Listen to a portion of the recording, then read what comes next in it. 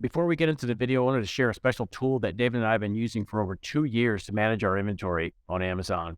The tool is called SoStocked, and it is a very powerful tool. It's designed specifically for inventory management. If you're in a physical products business selling on Amazon, you need to be in stock, especially with the inventory restrictions lately. This tool is incredibly powerful. If you're having trouble with inventory management, this might be a tool to help you. SoStocked is partnered with Firing Demand, and they've offered our guests, our listeners, a 30-day free trial. So click the link in the video description to get 30-day free trial. On to the video.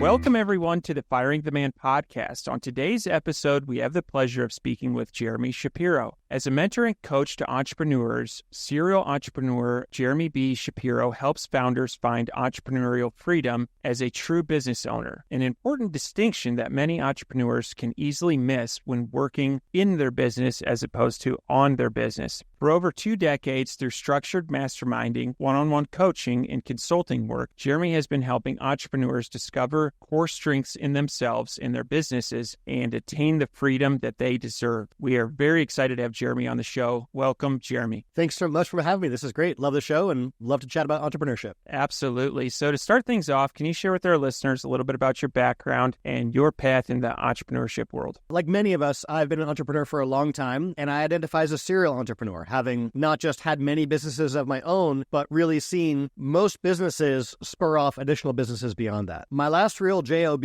was actually in high school, so we're going back many decades. And, my first one was, I'd say in elementary school sometime around there. But like my first real businesses generating real money and truly providing for myself at the time were, in that formative late teen years. And I actually ended up leaving college during my second year. I was at that interesting inflection point where I had a business that was taking up 40 plus hours a week of my time and also trying to handle a full course load. And so I had to make a difficult decision. Both my parents are educators. My mom was a career elementary school teacher. My dad had been a college professor. Going to parents like that and sharing this idea of, hey, I'm not going to continue my formal education, that's a difficult conversation. But I promised, I'm like, hey, I'm probably going to be going back. I might be. We'll see. This is just a semester. It's a little bump in business. And the reality of that is come the fall, I still wasn't ready to go back. And here we are decades later, and I haven't returned yet. But that's okay. Being an entrepreneur and having your own businesses provides a lot of wonderful benefits, as we all know. And one of the biggest ones is what I call entrepreneurial freedom, or that freedom of time. And so over that, over my career so far, there have been just a number of great businesses, and all of them have been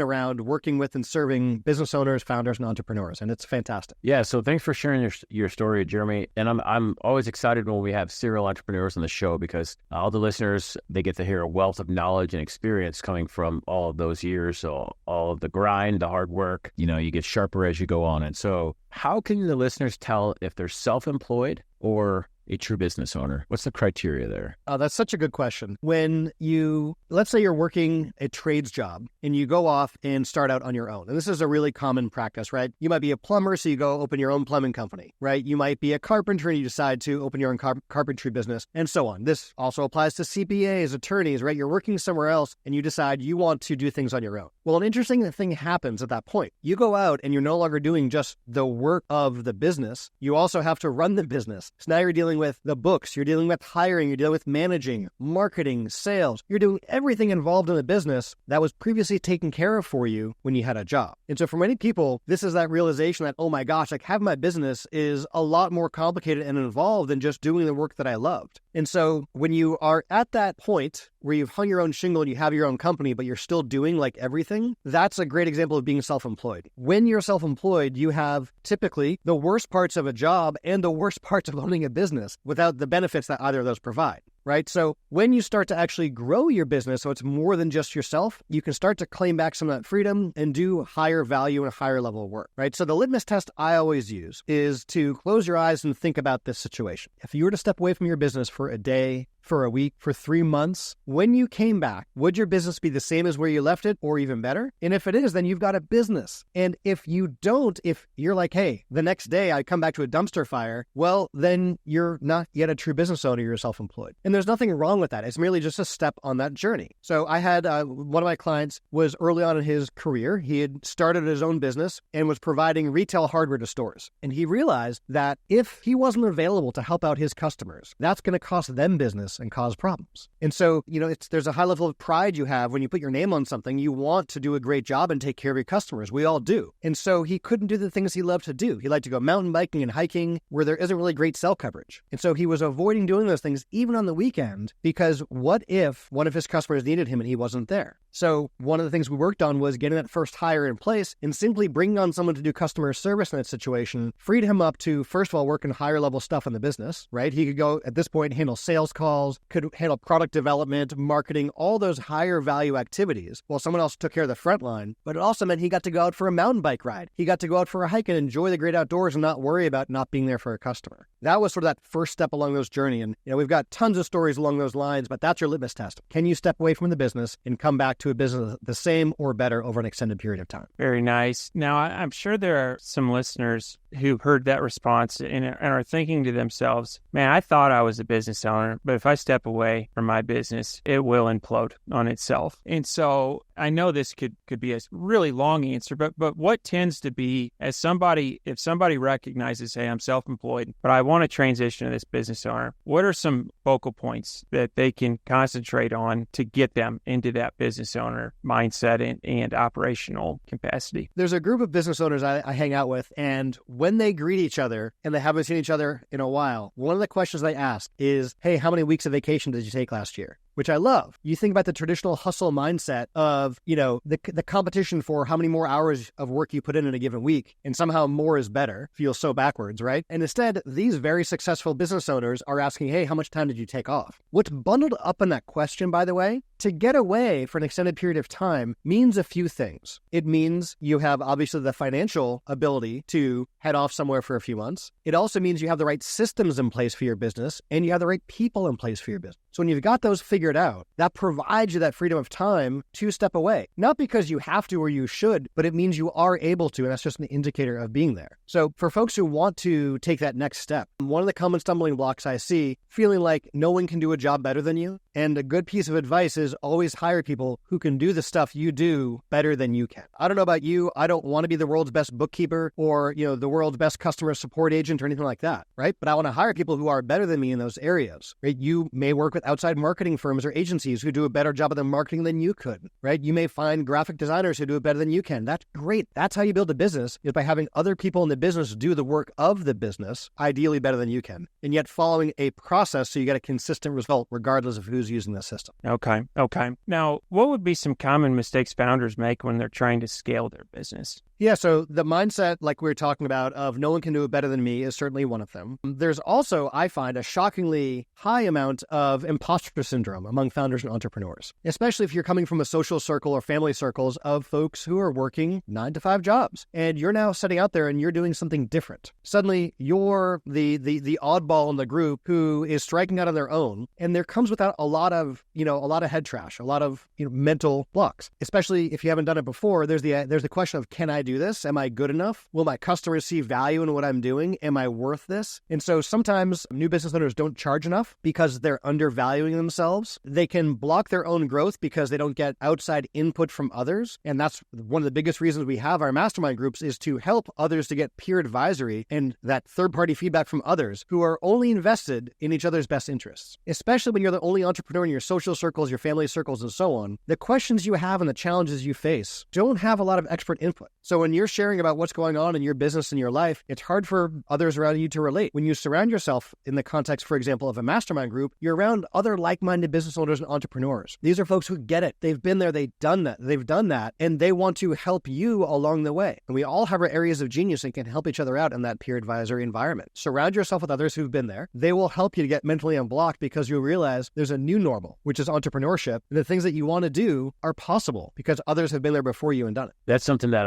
I really like that statement, Jeremy. That's something that I always think about too, is when I get into a tough place or a problem I can't solve, I think, well, let me just go find someone that's already solved it and ask them how they did it. And so I really like what you just said there. Can you go over a few ways, strategic ways that entrepreneurs can grow their business in 2024? I think, when we look out at what we know, we have an idea of what we know we can do or what's possible. There's also areas of things we know that we don't know, right? These are usually in the forms of our questions, right? We're wondering, hey, how do we do this? How do we grow our business that way? And for example, you might say, hey, I know SEO could help my business, but I don't know how to do it. So you have questions around that, right? The real opportunities, the biggest pivots I see again and again and again are in that other category of the things you don't know that you don't know. And so when I look around, our table at a mastermind group meeting, the biggest aha moments I see where people's eyes go wide, the pen comes up and they start scribbling down notes and the smile creeps across their face. Those are not during their mastermind hot seat. Those are from other people sharing what's going on in their business, because it's revealing to you. It's pulling back the curtain on what others are doing to succeed in ways you never imagined, and doing things you didn't know existed. And so that's where you get that dialogue and those questions where people ask to find out more. So one of the examples I love is you'll have a brick and mortar store owner and an e-commerce store owner. And the brick and mortar store owner is talking about using direct mail in their business and how they're bringing in new customers to their store by sending out postcards in the mail, right? And the e-commerce guy who's used to sending out emails and running ads online is like, wait a minute, direct mail? Like, people still do that? And they start asking questions like, well, how did you find your list? Like, what do you do to get that? And who does the design? And should I do a postcard or a letter? Do I do a big or small? What vendor do you use? And they ask all these really good questions because it's a whole area they never knew existed. And so then the person who's been there and done that is able to share and say, hey, here are the vendors I use. Here are the best practices I found the hard way by doing this for years, and so on. And you get that really good exchange of ideas, right? And that goes both ways. We've seen traditional businesses think, for example, we had a doctor, traditional medical practice, and he's hearing what e-commerce folks are doing. And he's like, wait a minute, let me get this straight. Every time you send an email, money comes in. Well, what do you put in the email? What kind of offers do you guys use? And so you get a doctor who goes and creates an e-commerce store, creates a subscription program, right? And suddenly starts adding in additional streams of revenue to the business that have nothing to do with being a doctor, but are all about growing the customer base and generating recurring revenue, by the way, is not dependent on trading dollars for hours. So these ideas are what swirl around the table. And so the biggest opportunities I see again and again are not in what you know, or you don't know, but in the area of the things you didn't know, you didn't even know. So, Jeremy, you've talked a lot about masterminds, and I think this would be a good time to kind of introduce your role in masterminds and how they've made a difference in your life. And so can you talk a little bit about masterminds you're a part of, and are you the host or the attendee? Can you lay that out? The short answer is yes, all of those things.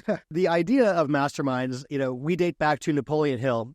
In the 30s, he published one of his most well-known books, Think and Grow Rich. And in there, he talks about the power of the mastermind. In today's language, what we would say is when you have more than one person together in the same place at the same time, working in harmony together towards a common goal, you don't just get the benefit of like 1 + 1 = 2. There's really like this third mind created. That's the culmination of everyone else that's there. That's where all those really cool ideas start coming from, those biggest pivots for businesses, right? So for myself, for the past number of decades, I've been an attendee at mastermind groups of all sorts and shapes and sizes, and we can talk about sort of what those look like if you guys want to do that. But what I realized is there's a format that really I found works the best for businesses. And so well over a decade ago, we founded the Bay Area Mastermind Group. In that role, not only am I part of those groups, I facilitate the group. So I help to get folks into a test drive to join us for a day and see what a mastermind group is like, and then actually facilitate those meetings for our members, and then facilitate our communities between meetings, right? So each month, in the format we use, our members get together for a full day of working on the business, which, by the way, is much different than working in the business, right? Working in the business is doing the work of the business. It's the thing you sell, right? But the work on the business is the strategy. This is where you're deciding the vision for your business, what's next, what markets you're going into, how you're going to get there, who you want to be, right? It's all that big work. And a lot of business owners are so stuck working in the business, they don't make the time for that. So this is carved out for our members on their calendar. And they know this is a day away from the office, away from the field, not talking to clients or employees, and just entirely focused on the growth of the business and the visionary work and connecting with like-minded business owners. And so each of our members during the day, as well as our guests, has a chance for a hot seat. And this is where we get to deep dive into your business and talk about what's going on. And 4 things are primarily covered there. For our members, we talk about accountability in terms of what happened over the past month. As entrepreneurs, we're our own boss, which means we're not usually accountable to anyone, which means we can get away with not doing the work we have to do because there's no one to hold us to that. There's no boss besides ourselves. So having that peer accountability is really valuable. The second thing we go over is what's working well. Third is what's not working well. And the fourth is where you need help. The beautiful part about this, like I was sharing, is those big opportunities and pivots can come from not just an individual's hot seat, but by seeing everybody else's. That's where you find out from like your virtual laboratory of scientists out there working and testing things in their own business. You get the benefit of all that research and what worked and what didn't. And so let's say you're launching a new sales page. You have the benefit of 10 other people who've recently done that and can share the best practices they have found. Or if you're getting ready to create your first physical product and get it onto Amazon and that's a new space for you, you get everyone else who's done that, who's there to share their best practices with you and so on. So that's where a lot of those really good ideas come from, is from everybody else's hot seat. And that mastermind format lets you see all those opportunities, lets you get the important impact, the important advisory from your peers, and lets you also, in your areas of genius, be a mentor and help others too. You know, David and I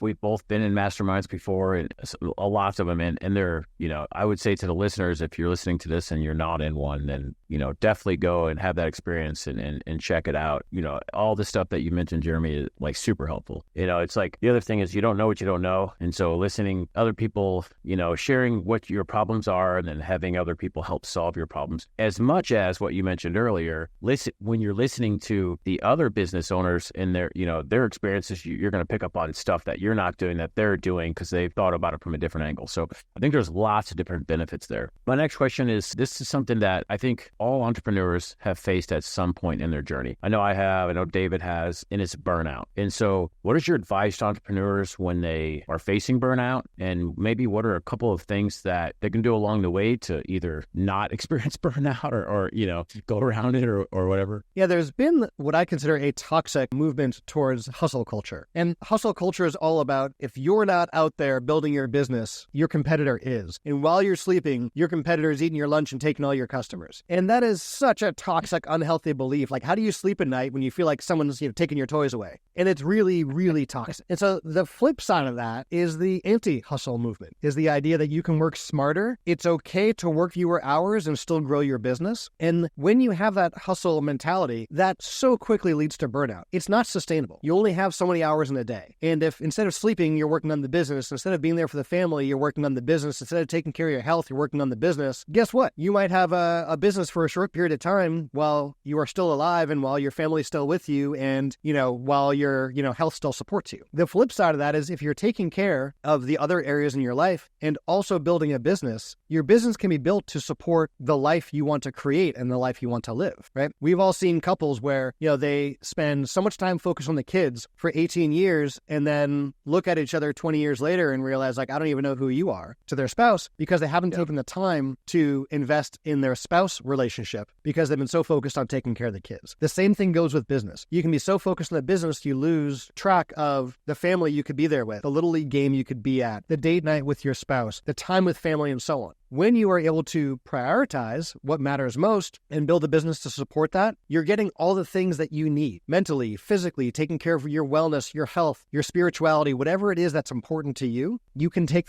make the time for those. And so I was sharing that story earlier of a client who was not getting something that was fulfilling for him and providing for his health and wellness, which was getting out in the outdoors, being physically active, climbing tough mountains on his bike. He instead was staying within cell phone coverage zone and not doing those things. And so now he's able to reclaim that and get that back. So as you build your businesses, be mindful of why you're in business in the first place and who you're doing it for. And don't lose sight of who you're doing it for. One follow-up to that, I know, like, for me personally, I enjoy listening to Gary Vee, but I think also that is part of that, like, you know, kick in the ass mentality of, hey, get out there, you know, someone's going to take your lunch if you're sleeping. And so I think it's maybe, have you experienced, like, initially in an entrepreneurs, like when they're starting out, they need that big jolt and that hustle and then transition into a more of a balanced, or should you start more balanced and just take longer to get where you want to go? What is your thought on that? Yeah, so keep in mind, between anti-hustle and hustle is a spectrum, right? It's not a black and a white. There's not a right and a wrong, right? You can be anywhere along this journey. And so sometimes starting out, you can lean a little more towards hustle without being 100%, and you can move more towards anti-hustle without being entirely offline and purely a third-party investor. This is a needle that can move. As you're coming up to new product launch. You might be leaning into the business, putting in some more time, doing things around that. That's fine. But it's that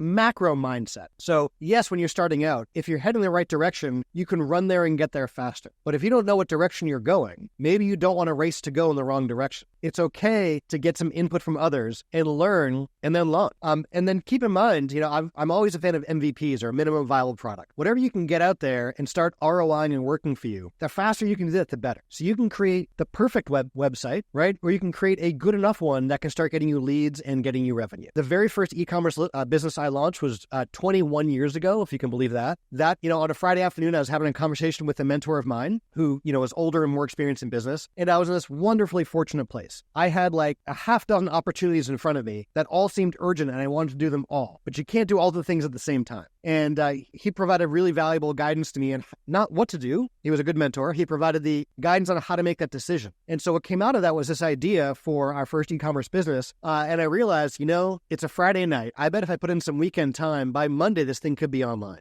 And again, we're talking 21 years ago. There was no just, plug and play e-commerce, right? There was no, just go add a shopping cart online. We had to build all this from scratch. So over the weekend, I put the time in and built effectively a CRM that could do lead capture, could do recurring billing, could provide, secure members only access to stuff, things we take for granted now. But by Monday, even though we didn't even have SSL, like a secure server online, we had no bank account. We hadn't even formed the entity yet. We had people who, I don't know how to this day, they found our site and were opting in and filling out order forms to buy stuff. And then a day later asking us hey, when can I get access? And I'm like, we haven't built that yet. So we're wonderfully fortunate in that scenario, but we're able to get an MVP up and online as quickly as possible so you can see what's working faster. You should expect to fail on things. Failure isn't something to avoid. We just want to do two things with failure. We want to fail faster, and we want to recover from that failure faster. Yeah, I like that. Absolutely. Now, what advice would you give for a business that is stalled out or feels stuck, plateaued? What advice would you give to them? If you're stuck or plateaued, it's probably because you're doing the same thing and getting the same result, and you want a different result, but you keep doing the same thing, right? That's a trap a lot of folks fall into in many areas of their life. One of the beautiful things around a mastermind group is getting that exposure to other like-minded entrepreneurs. They're going to be sharing what's going on in their business and how they're moving forward. And often it takes surrounding yourself with other people to realize what's possible and to get unstuck. I've seen time and time again the members of the Bay Area Mastermind find an idea for a new business or pivot their existing business just from a conversation or a line item note in their notebooks that came up during a mastermind meeting. And so when we talk about getting unstuck, it again delves into that area of the things you didn't know you don't know, and seeing others who are succeeding and who are breaking through barriers and who are there with you to celebrate your successes and help you through with your challenge. As an entrepreneur, it's lonely at the top. Who do you share your big wins with? When you just crushed a product launch and you made more in a product launch than friends might make in a year, you can't really talk to them about that. That's an awkward conversation. On the flip side, if you just lost a ton of money on a botched, idea that you had in a business direction that didn't go well, in the same way, will you get the support you need from your social friends, your family who can't relate to that or haven't been there? We can't usually talk to friends, family, customers, vendors, team members. Those aren't usually people you talk to about really what you're feeling about the wins and losses. A mastermind group provides that setting to celebrate your wins with you big, and on the flip side, supports you when you're stuck and help you to get unstuck and help you to see what you can't see because you've got the blinders on of doing things the only way you know how. So surround yourself with the right people. That's crucial. So, Jeremy, can you tell us more about your infamous FAQs to increasing profits in a business? This is something David uncovered while researching your history here. Yeah, it's fun. What I love about having this long career of working with business owners, entrepreneurs, and having many businesses of my own is, at least for me, I start to see those patterns. I start to see the commonalities. And that's where I think there's a lot of interesting things to learn, is not about one person's freak accident that worked out really well or that one-off success, but by the things that seem to be thematic throughout that process, right? When you look at growing profits in a business, I've found that they typically fall into one of three categories. And this is we could nerd out on this for hours. I teach classes on this stuff. I love this, but at a super high level, my FAQs come down to you can increase the frequency, the amount, and the quantity. So when we talk about increasing the frequency, we're talking about how do you get an existing customer to transact with you more? So if you have a business where someone transacts and they buy something one time and that's it, they're done because you only sell one thing, then that's a huge opportunity. What can you do to increase the frequency of transactions? And a simple one, a model we all know well, is a subscription model. When someone is signed up to pay you every month or every week or every year, whatever it is, that's now additional transactions for that customer. When you expand your product line, you have more things you can sell to your list. That is increasing the frequency of transactions. You take a one-time sale, and you now have additional things to sell that same customer. This can also come in the form of affiliate offers. I know our listeners are very familiar with that. When you're able to offer someone else's product to your list, you are now getting additional sales from that same customer. So you're increasing the frequency of transactions. There's tons of ways to do this, but those are a few high-level examples. The A is the amount. So what is the dollar amount of the transaction? How do you increase that? Well, there are many ways we can do it, right? There's one is super simple. You just increase your price. If you're in a services-based business, there's a good chance you got some mental blocks around what you're worth on that. Experiment with increasing your prices. You'd be surprised. I'm used to it enough now that I know how it works, but in general, when you increase your prices, your profits can go up. That's a good thing. You might lose some customers, but you probably won't be attracting less. Your overall gross sales, and more importantly, your net profit, typically go up when you raise your prices to a limit. The other example that we all know is, would you like fries with that? This is an upsell. When someone is buying your thing and it's in their cart, what else do you have that can increase the amount of that initial transaction? In one of my earlier businesses, we had an education business and we were selling a live event ticket. And that ticket was about $1,000. And we had 3 upsells. And we found on average, people took an additional at least 1 upsell. Many folks would buy all 3 upsells in that same transaction. So we were able to take a $1,000 sale and turn it into a $2,000 sale simply by asking in the shopping cart as they were checking out, do you want to add this, this, or this? The 3 different upsells we had. So we doubled the dollar amount of that initial transaction simply by having the upsell offers in place. So that's another way you can increase the amount of the transaction. There's many more, but those are 2 good ones for you. And the third in my FAQs to profit is the quantity. And this is what almost everyone talks about when they talk about growing your business. They talk about increasing the quantity of customers. Like, how do I fill the top of my funnel? How do we work on tofu? How do I attract more leads, get more opt-ins, get more initial sales at any cost? And the thing to be mindful of is what metrics you're chasing and how you're measuring that. A classic example of this is a car dealership. They put up the whiteboard in the back room for the sales reps. And they're like, all right, we're going to see who the leaderboard is, who sells the most cars. Is that the metric you want to be chasing? Is it only quantity? Because if your sales team goes out there and starts discounting cars and brings them down to 0 profit margin, they'll win your volume game. They'll sell a lot of cars, but now you're losing money, right? So just be mindful of, for example, one of the things I talk about a lot is the dangers of discounting, right? You don't want to be discounting your stuff. You can discount your stuff and be losing money on a sale and getting more sales. So now you've increased the quantity of negative transactions. You can do it, but that's a dangerous game to play. Those are your 3 FAQs, your frequency, amount, and quantity of your transaction. Absolutely. So before we go into the fire round, I'd like to ask a little bit about the Bay Area masterminds. Is this something that is reserved for people that live in the Bay Area, or do you have any virtual events? Can you talk a little bit about that? Yeah, our origins were initially here in the San Francisco Bay Area, which I now say because all of our meetings were in person. And then with the pandemic, we quickly switched to a virtual format, and it actually worked really well. Our members enjoyed that, and we attracted members from further afield who could join us virtually. And we had one gentleman who is halfway through his test drive day with us when he realized, he's like, the theme of everyone seemed to be in the San Francisco Bay Area, and he was in Green Bay. And so we're like, oh, we should say which bay. We had someone else who joined us from Maryland, thought we were at Maryland Bay. We're like, I guess there's a lot of bays. Yes, our physical origins are here, the heart of Silicon Valley, the San Francisco Bay Area. But with the pandemic, we really grew and expanded beyond that. And we have members who join us from not just around the country, but also folks who are able to join us internationally. Some do it hybrid style where they'll fly in for a few meetings and the rest they do virtually. Others have gone totally virtual, but it's really allowed us to expand the number of entrepreneurs that we can help and sort of the reach that we have in doing so. And the format, like I mentioned, is we spend one full day diving into the business where we get to spend that time in your hot seat talking about what's working, what's not, and where the group can help. And then our community, which is, of all folks, is really between meetings. And that's in our private Slack community, our private email list. And that's where we can continue to help each other out between those once a month full day meetings. Excellent. No, thanks for sharing, Jeremy. For all the listeners, if you're interested, all of the links and everything are going to be in the show notes. So if you're driving, don't try to write any of that stuff down. Just when you get home, go and look up firingdemand.com. We'll have it all in the show notes. For every guest we have on the show, we run them through a ringer, and it's called the fire round. Are you ready? Ooh, I'm ready. All right. What is your favorite book? My asterisk answer to that is I have a lot. Behind me is a bookshelf, and that's just part of all the business books I love. But I put together actually a Mastermind Master Reads, and that's sort of the foundational books our members love. So your short answer is Foundational books all of our members read and love, obviously, is Napoleon Hill's Think and Grow Rich. Robert Kiyosaki wrote Cash Flow Quadrant forever ago. When we were talking about self-employed to business owner, that's where a lot of that comes from, is that crossing that chasm between those two sides of the quadrant. E-Myth, Michael Gerber's E-Myth and E-Myth Revisited. That's where a lot of our org chart structure we talk about and creating those position role descriptions and then hiring people for those different boxes. All that comes from E-Myth. When we talk about core values, Gino Wickman's Traction is like the only book I've ever read that tells you, here's how to figure out your core values. Yeah, there it is. Not just a matter of everyone saying you should have them, but actually how to do it. And I've got great stories all around that. And the last one I'll share is The Goal. Elliot Goldratt wrote that. It was originally it's all about the theory of constraints, and it's written as a great parable. So it's a very readable, enjoyable book. But at the heart of it, it's following along the story, and what you're learning about is the theory of constraints on like the manufacturing floor for our protagonist in the story. We use this in business all the time. We look at what is the worst performing area that's bottlenecking everything else. How do we huddle and work on that and fix it to then reveal the next worst performing part? And so we go through this iterative process looking at funnels or everything else in our business on how to fix that and increase the conversions each step of the way.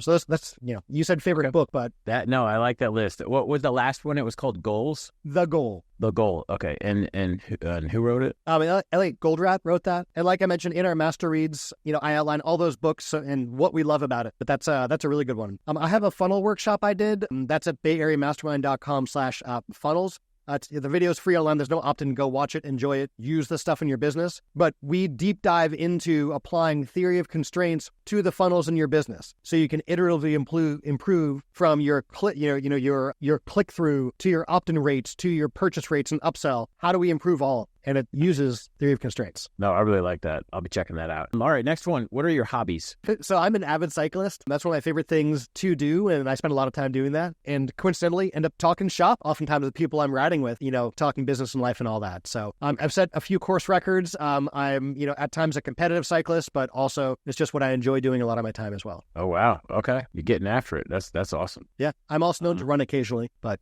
not as fun as riding. Next one. What is one thing that you do not miss about working for the man? Well, my last, was early on in high school, so it's been a while. I've been a few decades. But, when I look at not just my history, but also broadly about that, is two big things. First is someone else having a say in how you spend your time. And that kind of relates to having your income directly connected to the hours that you show up somewhere. When you have entrepreneurial freedom, you're not bound by those. You can grow a business that's not dependent upon your hours, and you can have control over your time, and that provides optionality. You can choose how to spend your time and what to do. And those are things you typically can't do in a traditional JOB. All right, last question. What do you think sets apart successful entrepreneurs from those who give up, fail, or never get started?